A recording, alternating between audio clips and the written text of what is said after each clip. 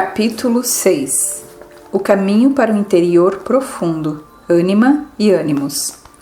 Em sua autobiografia, Jung conta uma história a respeito da descoberta da ânima.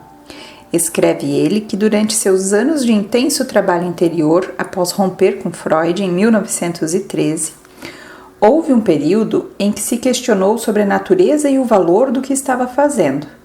Isto é ciência? Perguntou-se. Ou é arte? Ele estava registrando seus sonhos, interpretando-os, algumas vezes pintando-os, na tentativa de entender o significado de suas fantasias espontâneas. Num dado momento, ouviu uma voz feminina dizer: Das ist Kunst. Isto é arte. Surpreso, encetou um diálogo com ela e reconheceu que a voz se parecia com a de uma paciente sua.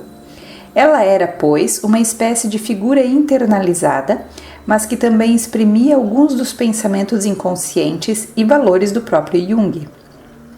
Em seu ego e persona, Jung identificava-se como cientista, não como artista, mas essa voz expressou um outro ponto de vista. Embora retendo uma posição do ego consciente, ele começou um diálogo com essa figura e um estudo dela. Havia nela mais do que simplesmente a imagem internalizada de sua paciente. Gradualmente, através do diálogo, ela adquiriu forma e assumiu uma personalidade mais completa.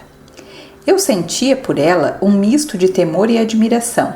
Era como se a sensação de uma presença invisível na sala, relata ele.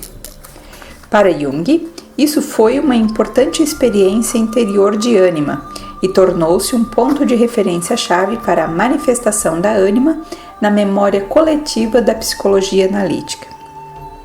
Depois de Jung, muitas outras pessoas que se dedicaram a explorar a imaginação ativa descobriram figuras interiores semelhantes. Convencionalmente, para os homens, ânima é uma figura feminina. Para as mulheres, a figura interior equivalente, chamada ânimos, é masculina. Ânima e ânimos são personalidades subjetivas que representam um nível do inconsciente mais profundo do que a sombra. Para melhor ou para pior, elas revelam as características da alma e conduzem para os domínios do inconsciente coletivo.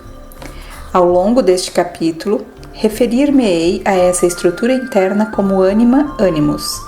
Ela é, tal como a sombra, uma personalidade dentro da psique, que não combina a representação de si mesmo e a identidade de si mesmo refletida pela persona.